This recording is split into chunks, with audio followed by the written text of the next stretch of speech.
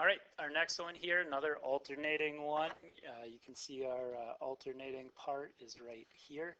So we want to see, is this decreasing? Is 1 over n factorial going to be decreasing here? Because that's kind of our other part here. We want to see is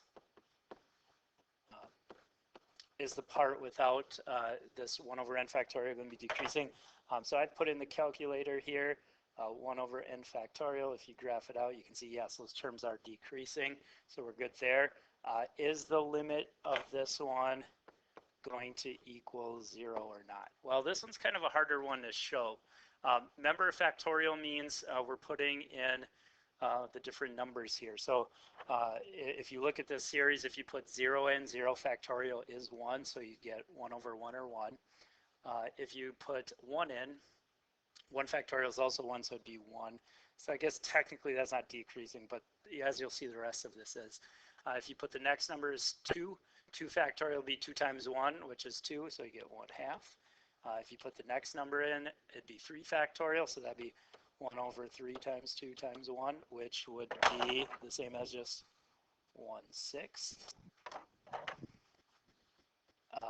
Let's do one more. If you put 4 factorial in, that'd be 4 times 3 times 2 times 1. So that would be end up being 12 times 2 is 24. And so this would be 1 over 24. And so on. So is this one going to 0 fast enough? Well, that might be kind of hard to judge here.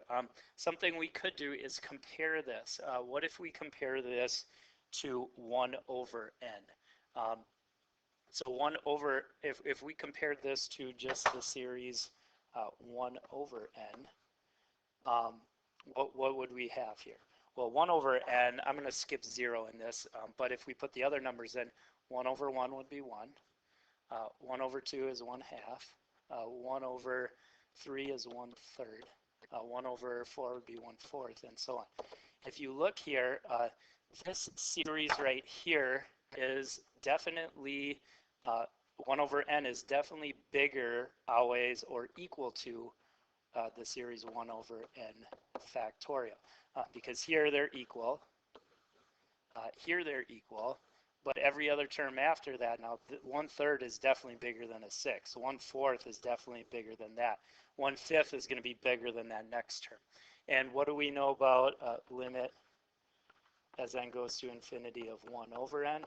That's definitely 0. So by comparison then, this limit over here would have to equal 0, 0 too. So we know that that one equals 0 by comparison to this one, because that other series, if 1 over n is bigger, then a smaller series must have to converge too. So this one goes to 0 by comparison.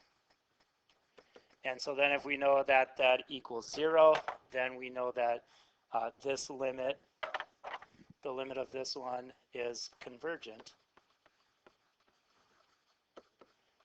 by comparison to 1 over n, and by the again alternating series test. So that's how you would do that one. So if you get a limit you're not sure on if it goes to 0 or not, try to match it up maybe to another limit. As long as you find if you can find a limit that goes to 0, anything smaller than that would always go to 0 as well. All right, next one. Is this one convergent or divergent? So again, we have a alternating part, and the terms on this one you'd want to check, are they going to 0? So let's take the limit of this and see. So the part that doesn't include here, our alternating part would be n sine pi over n. So is the limit as n goes to infinity of n sine of pi over n, what's that going to go to? Well, right now, this one, if we put infinity over in here, if this goes to infinity, pi over infinity, that's going to go to 0. sine of 0 would be 0, but n is going to go to infinity. We got infinity times 0. That's an indeterminate form. So it looks like on this one, what we're going to need to do is anytime you got indeterminate form, you want to use L'Hopital's, but we have to have that in fractional form. So let's put this one in fractional form. And I think it's going to be easier to do this one in fractional form if we try to keep that sign the way it is. Let's move the n to the bottom as 1 over n. So now this, as we go to infinity, we already said that's going to 0. The bottom's now going to 0. 0 over 0, that's an indeterminate form that we can work with L'Hopital's. So let's do L'Hopital's rule.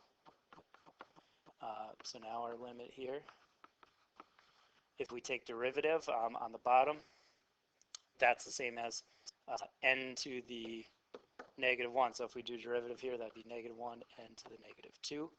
On top, our derivative there is cosine of pi over n. But we got to do chain rule. So what's the derivative of pi over n? Well, pi over n is the same as pi n to the negative 1. So this inside derivative would be negative pi n to the negative 2. So what we want to do now is see what's going to, or what's this one going to equal.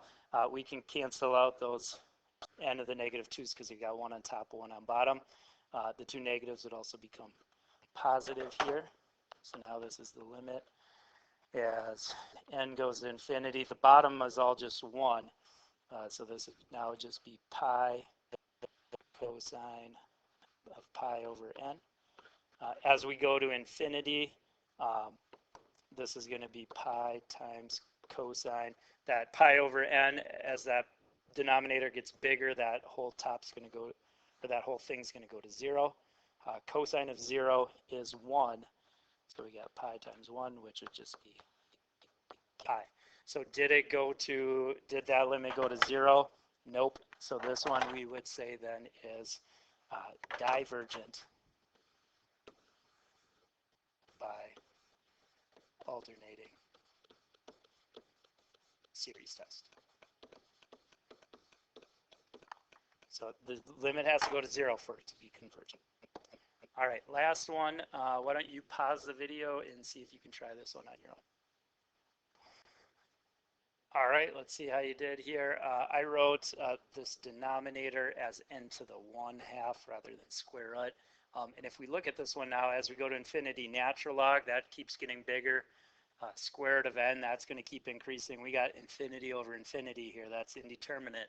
Another L'Hopital's one here, so hopefully you saw how to use that. Derivative of the top is 1 over n. Derivative of the bottom, we'll use our power rule there, bring down the half. New power is 1 less.